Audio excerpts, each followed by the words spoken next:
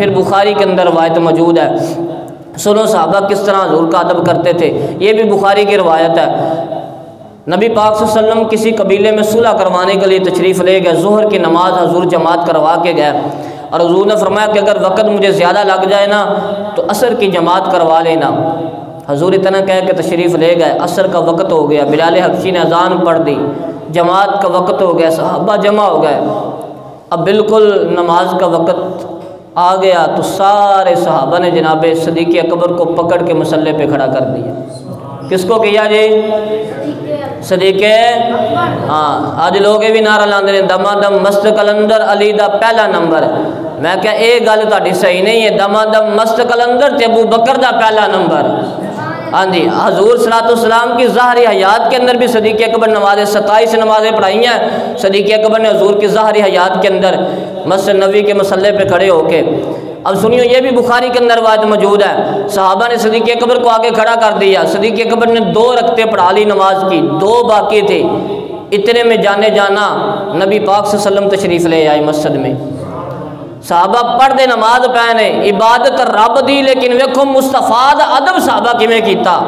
جدو حضور تشریف لے آئے نا، پچھلی صف والے صحابے نے ویکھیا کہ حضور آ گئے، انہوں نے رستہ چھڑ دیتا، پڑھ دے نماز پہنے کی کر دے پہنے، تسی میرے نال بولنا ہے، صحابہ کی کر دے پہنے جی؟ نماز پڑھ دے پہنے، لیکن حضور آئے صف توڑ دیتی، تے صحابہ نے اپنے کھبے ہاتھ دیا تھیلی دے اس طرح کر کے، سجا ہاتھ مارے اس طرح کر کے، اگلے صحابیوں نے بھی پتہ لگ گیا بھی حضور آ گئے، انہوں نے بھی صف توڑ دیتی، صف ٹوٹی پر نماز نہیں ٹوٹی۔ اے گل یاد رکھنا، صف ٹوٹی پر نماز نہیں ٹوٹی۔ اگلی صف والے خدا جانتے کتنی صفیں تھی صحابہ کی، لیکن ساری صفیں ٹوٹی، حضور پہلی صف میں آ گئے، صحابہ نے پھر تالی بجائی، ہاتھ پہ ہاتھ مارا، مسجد میں ذرا شور ہوا، صدیق اکبر بھی سمجھ گیا کہ لگتا ہے حضور آ گئے ہیں، صدیق اکبر نے اپنا قدم پیچھے رکھا، حضور نے فرمایا ابو بکر نماز پڑھاؤ، صدیق اکبر پھر پیچھے ہٹے، حضور فرمایا ابو بکر نماز پڑھاؤ، صدیق اکبر پھر پیچھے آ گئے، حضور فرمایا ابو بکر نماز مکمل کرو، صدیق اکبر نے میں نماز میں ہاتھ کھڑے کر دیے۔ سونے میں اتنی میری ضرورت نہیں ہے کہ تاڑے اگے کھلو کے نماز پڑھاؤں، نماز یہ ادب مصطفیٰ ہے، اور یہ بخاری کی روایت ہے، صدیق اکبر پیچھے آ گئے، نبی کریم آگے چلے گئے، اور حضور نے وہاں سے نماز شروع کی جہاں سے ابو بکر نے چھوڑی تھی، جہاں سے ابو بکر نے چھوڑی تھی حضور نے وہاں سے شروع کی۔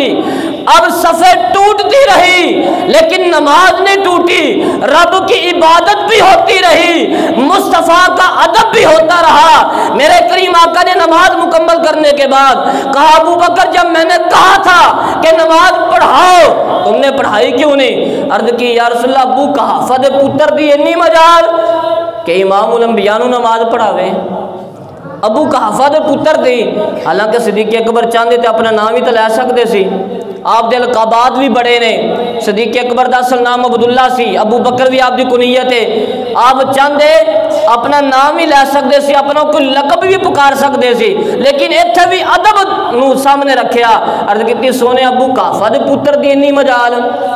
ابو قحافہ دے پتر دی اتنی مجال، سونے تہاڈے اگے کھلو کے نماز پڑھاوے، تو میرے کریم آقا ابو بکر دی گل سن کے مسکرا دیتا۔